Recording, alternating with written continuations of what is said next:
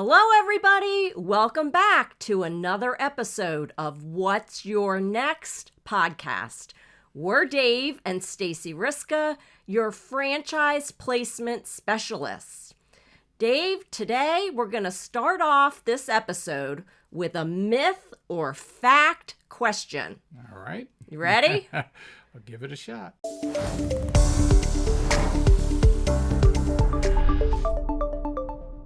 Myth or fact? Franchises are only brick-and-mortar locations. Myth or fact? Well, I know the answer to this one. So do you just want to give the answer? Yeah, we're test. This is a myth. You're right. Why is it a myth? It's a myth because there are franchises today for really industries that I didn't even think of. So the industry has come a long way, and no longer are franchises only brick and mortar. So when everybody thinks of franchises, for some reason or another, in their head they've got McDonald's, right? That's the prototype for everything that we have today as far as franchising, and that everything is brick and mortar. And that is a myth. And that actually ties us in today with exactly the topic of today's What's Your Next podcast, which is mobile franchises. Awesome. Yeah, something very near and dear to our heart, of course, because Stacy and I, for 16 years, started and have run a mobile franchise. We still own it today. We still operate it today. We do. My very own food truck! Interestingly enough, when we purchased this franchise 16 years ago, we started with a mobile franchise. It was a little different in that we did mostly to start with events.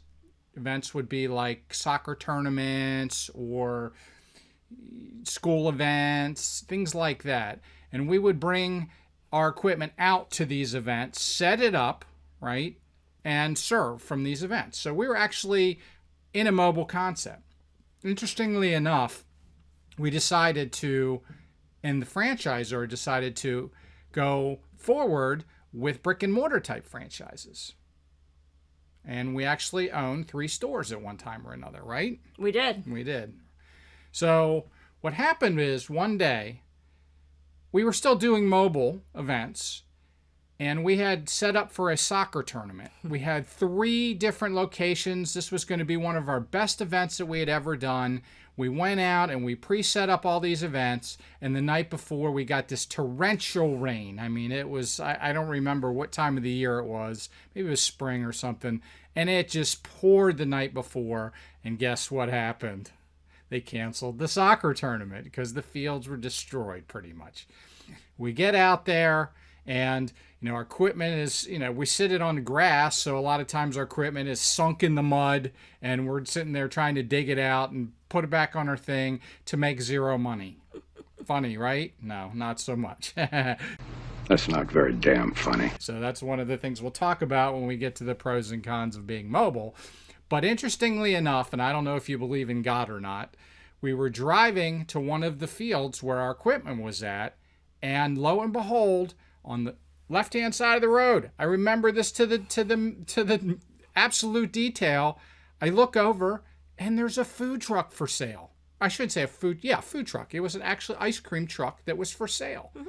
And I looked at Stacy, and I literally said at that moment, we're going to buy one of those, and we're going to change our business model. Interesting, right? And we turned our business into a fleet of mobile food trucks. We sure did. We were one of the first food trucks in the Washington, D.C. area, and we'll show you a picture right here. We actually served right in front of the Capitol. Yep. Pretty fun, right? So that's what we're going to talk about today is mobile franchises. And I think what's really, really, really important to understand about mobile franchises and what's really great about them is that you're bringing yourself to the people. Mm-hmm. You're not relying on a brick and mortar where location means pretty much everything. You're able to take your truck and go find the people, set up, and serve whatever it is that you do, or in many of the other cases of the other types of franchises, provide the services you provide. So that's really one of the key things about mobile franchising. And Stacy will go into the pros and cons in just a minute of some of these and some of the different types. A lot of the traditional brick and mortar type businesses, because of COVID, have adopted a partial, or maybe even call it a hybrid, mobile strategy, right? They are serving and, packaging their goods and delivering them. That's a type of mobile franchise in a way. It's a little different model, but not a food truck, but you are bringing your food out to the people versus the people coming into your location. So now what we're going to go into is we're going to have Stacy introduce us to 3 types of mobile franchises today. And these are just 3. There are many, many more than these. And some of the ups and downs of these different types of franchises, I think you'll find it super interesting. So Stacy, go ahead and take it away. Great. Thanks, Dave. Well, this whole topic was so intriguing to me from 2 perspectives. As Dave alluded to, we were one of the first to kind of transform our business by taking our business to the people with a mobile kind of concept. Today, many franchises have added on a mobile component, but what I've recently learned is that even concepts that you may never even have thought of, the most recent one I just learned about was actually floor coverings. So when you're looking to buy flooring, whether it's new hardwood floors or rug or whatever it is, in your mind, you're used to going to a big box store, right? And looking at all these samples, but then having no idea what might be good for your home. And so you're going this whole back and forth. Well, now there's a mobile franchise that actually brings it all to you. So today, as Dave has shared, I want to share with you 3 different types of mobile concepts and some of the pros and cons to consider when evaluating them. The first one we're going to talk about is mobile food franchising, because I think food trucks have become just a way of life today, especially in light of COVID, and it's a topic near and dear to our hearts. Absolutely. The food truck industry in our area, which is Washington, D.C., we were one of the first ones out there, and today it is just booming. There are thousands of them. Yep, literally. That is true. Yep. So let's go through some of the pros of why you might want to look, especially if you're interested in a restaurant or a food type of concept, why you may want to see if your franchise has a mobile component to it. The biggest one is that it's a much smaller investment to go mobile than to build out a brick and mortar. We used to have 2 stores at Dulles Airport. Dave, you comfortable kind of sharing what the numbers of that build out might be running for a small little kiosk location? Yeah, you probably don't want to know. Yeah. It was very, very significant in the hundreds of thousands of dollars. I'll just leave it at that. Yeah, in an airport, each store was about $250,000 to build out. We also had a store in the mall, which we actually took over an existing restaurant, so a lot of the infrastructure was there, but yet that probably cost us over $100,000 to build out. That's still a shit ton of money, okay? So when you're looking at a food concept, it can be heavy costs. But when you're mobile, you can probably buy a brand new truck and get it set up between $50,000 and $100,000. Now, there's many other pros that tie in with this, because not only is it a lower investment to get started, but you get to start making money right away.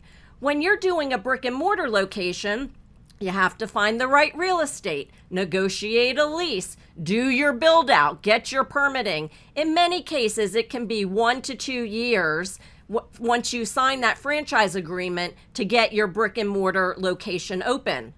Well, wouldn't it be great if you could get on the road right away, start getting your product into people's mouths, handing out coupons, letting people know you're going to be open? You'll start getting some feedback. People can leave reviews. There's many positives about going mobile. Yeah, let me share one with you that most people don't think about. And that is, in our brick and mortars, not only were we restricted by the locations that we had our stores at, but we were restricted on our menu. When you're mobile, most of the time, you can, other than who else is at the event, you can serve different things. You don't have to be tied to one specific thing. So for instance, when we were in our brick and mortar at the airport, we knew that we could,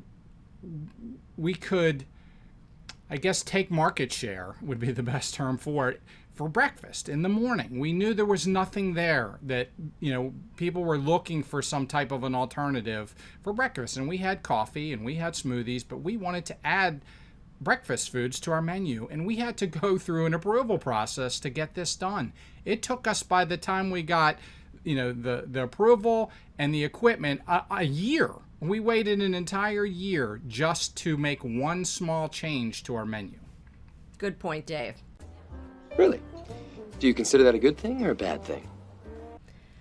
So here's another pro to consider of why you would want to go mobile in a food kind of concept. You're never going to really have a bad day or a bad location because you're on wheels. Now, when you sign a lease for a brick and mortar, you're usually locked in for about 10 years or more. Now, if you have a bad day there, you're kind of stuck. Like we found that out in a mall location. Oh, yeah, we can tell you a story. That'll be another podcast for another day. But let's surmise it to say we were in a wing where all the stores around us left and we were kind of there stranded by ourselves. Bad day on a mobile concept? Great, you're on wheels. Go somewhere else.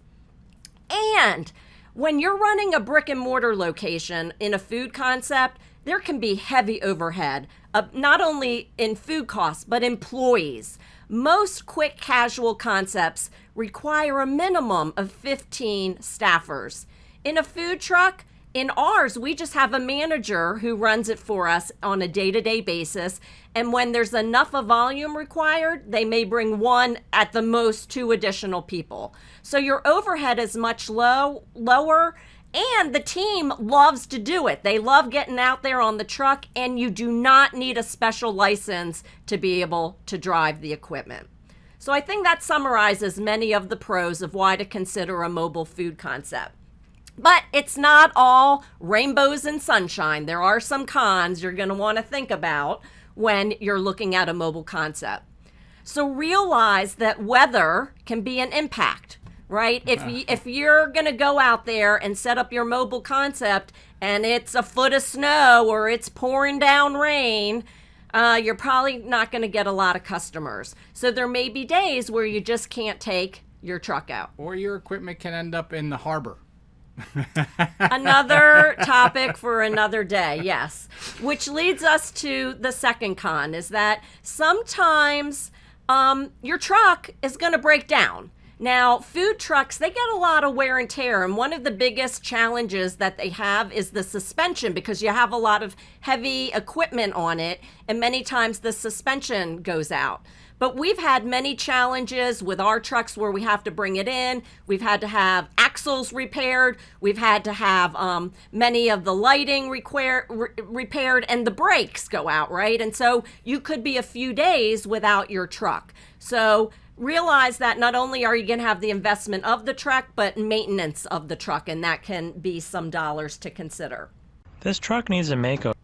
Another thing to consider when you are looking at a mobile concept is you likely can't just take your truck and park it wherever you want. And then finally, just a consideration is you're going to really need to be organized, especially when you get to a point where you may be combining this with a brick and mortar location. Everything has to be organized. Ready to move on to the next concept? Yeah, let's do the next concept. The next concept's pretty fun. It's a concept where, many people probably use these services today and never really thought about how some of the organizations that they hire operate those businesses. And some of those actually might be purely mobile. So let's let Stacy introduce our next exactly mobile franchise. And so, you probably never thought about it, but the plumber, the electrician, the HVAC guy, the lawn care guy, the painter who comes to your house, very likely these are franchise concepts. Anybody who, quote unquote, is van-based, right? They come in a van, they come to you, they provide the service and the solution, and then they leave. Most likely, It's a franchise concept, and you probably never thought about it. But these are great for home service-based businesses. So let's talk about some of the pros and cons that you're going to want to think about if you might want to get into one of these franchises yourself. Now, there are many pros to a home service type of franchise. One is that you can get started really quickly because you don't necessarily need a brick and mortar location to do it. Many of these franchise concepts can be home based. So you can run this out of your home. Maybe you set up some supplies and ancillary area where staff kind of check in into a garage if you have that at your home. But most of these don't require a big overhead. So it's an inexpensive investment to get started. A biggie is that probably most of these are considered essential businesses. Essential. So when we have a situation like COVID, but yet you're plumbing, you got a leak, well, you're an essential business. You're not going to lose any business because the government has deemed these kind of concepts essential services. Yes. Now, the other thing that we hear when we talk to potential franchise candidates is they'll say like, oh, well, I couldn't do that business. I'm not a plumber. I'm not an electrician. I'm not a painter. Great. You don't have to be. Most of the people we place in these kinds of concepts are not the doers. These are great franchise concepts, especially if you're not the doer. These concepts do really well with people who are skilled in sales and marketing and want to go out and shake hands and meet people and build relationships in a community. Because when you think about it, you're going to have a territory and you want to own a neighborhood.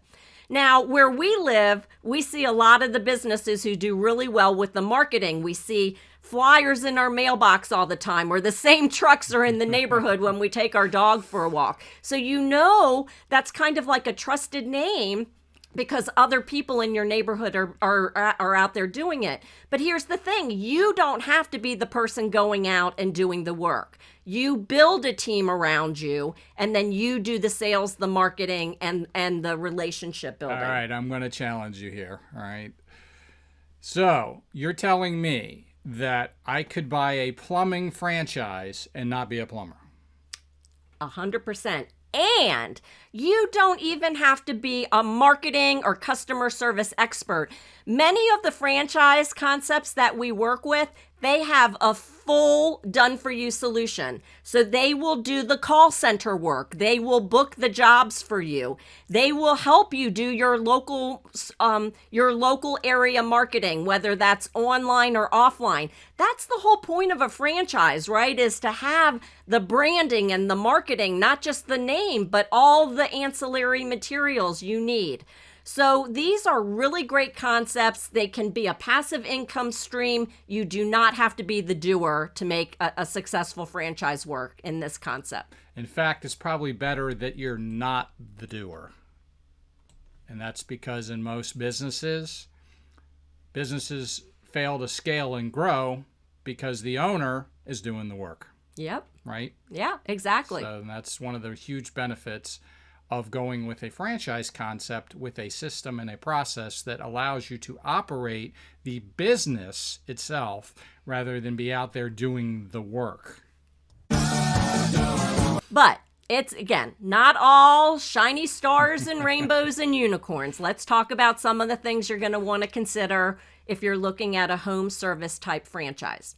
Some of the cons to consider, just like in the mobile food business, is your vans can break down, right? And what are you going to do if your van's broken down and you have people on the schedule who need work done?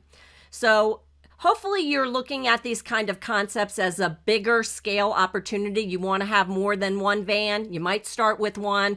Obviously, many of our clients grow to multiple units. That's the whole point of it. So you're probably going to need to have additional equipment or have a plan B, so to speak, what happens when your van breaks down.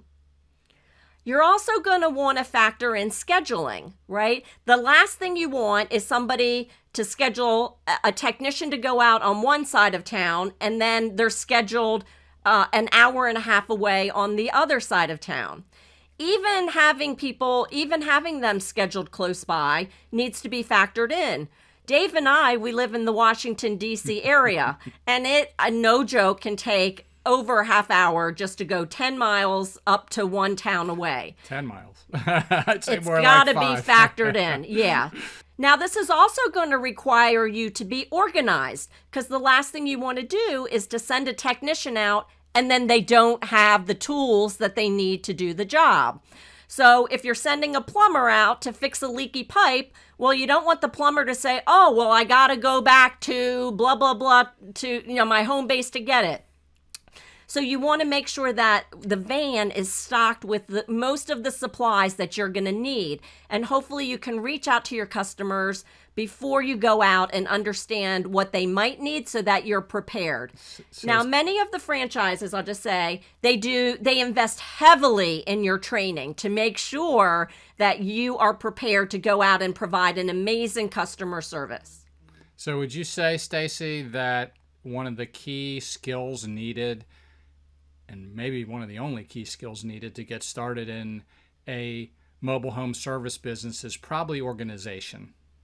Would you agree? Organization and managing a team, Okay. and you're going to have to be the face of the customer, so to speak. So you want your customers to be happy. And when you go through the franchise training and understand what to do and how they help you get reviews and that local marketing aspect, but you're going to want to be the face of the company, so to speak, so that when you have the happy customers and, God forbid, an unhappy customer, you can resolve the issue. But your role is to be the overseer, so to speak, right? The project manager. Make sure people are getting where they need to go, when they need to be there, and providing a great experience. So if you're organized, you might want to consider home services. A great franchise concept to consider. We have one more to talk about. You ready, Dave? Yeah, I'm ready. There's so many more. We could spend a day on this topic, but let's go ahead. You want more? Let us know. We're here to deliver for you. All right, so the next concept we want to talk about that's mobile is auto repair, basically anything auto related. And so when you think about it, you think, oh, well, I'm going to get a car wash. I need to have my brakes fixed. I want to get my car detailed. I have a ding in my car. You usually think, oh, I have to get in my car, drive to the shop, wait if I'm lucky, most likely drop it off, and then have somebody bring you back, and you're going back and forth and you're without the vehicle. Well, I had a situation where a rock hit my windshield, shattered all the way across. I called my insurance company. They're like, oh, great. We have a relationship with a franchise. We're going to send them out to you. Don't worry about it. You don't have to do anything.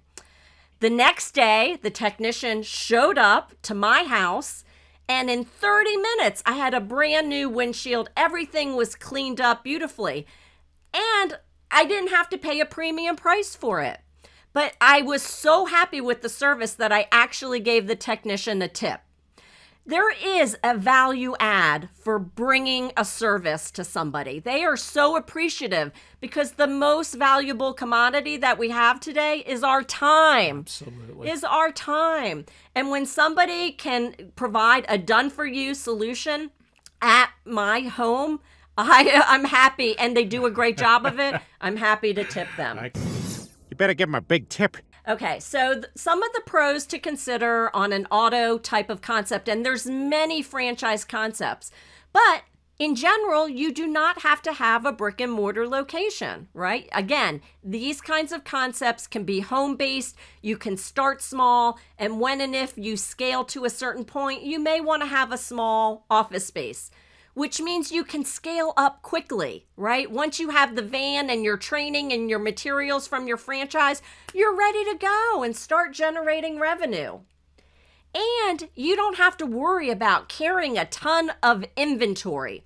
The franchise will work with you to ensure that you have the supplies that you need, but you're not going to need to have a warehouse of supplies ready to go, right? So most of this is really great to run out of a home. Okay, and then finally, as I alluded, because you're providing a come-to-you solution and your customers are just going to be so grateful for that you've saved them time and are providing a great service.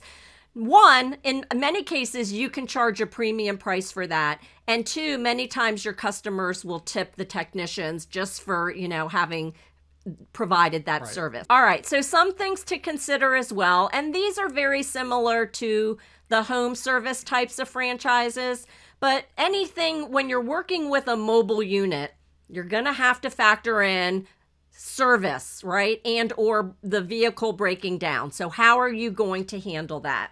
Same with scheduling, right? Even in an auto business, again, you don't want to be driving all the way across town. So making sure that your scheduling is efficient. And then again, being organized, because the last thing you want to do is to get out to a location and then realize, oh, I forgot the soap to wash your car, right? Or I forgot the tool that's going to seal your windshield in. So you have to be organized and make sure you have all the tools and everything you need to service that day's work. And then in some circumstances, weather may actually be a factor in these kinds of businesses. So if you're doing auto detailing with a come-to-you kind of solution, here in Washington, D.C., even today, they're calling for a snowstorm. It's probably most of your jobs are probably going to be canceled. But if you're in a warmer climate location where people always want their cars to be clean and taken care of, you might have a year-round business. So it really depends on what you're looking for. Some people just want a seasonal business as an extra income stream. And then some people just want to go big and make this into multiple streams of income in multiple locations. So Stacey, let's go ahead and wrap this up. You got any last words today for our guests? I really love the mobile concept. And so whether you decide to do it as just the only concept, like if you're looking at a franchise and you only want to be mobile, or if you're looking for a concept that is brick and mortar with a mobile component, we will help you, guide you in learning more about any particular franchise concept and what questions to ask.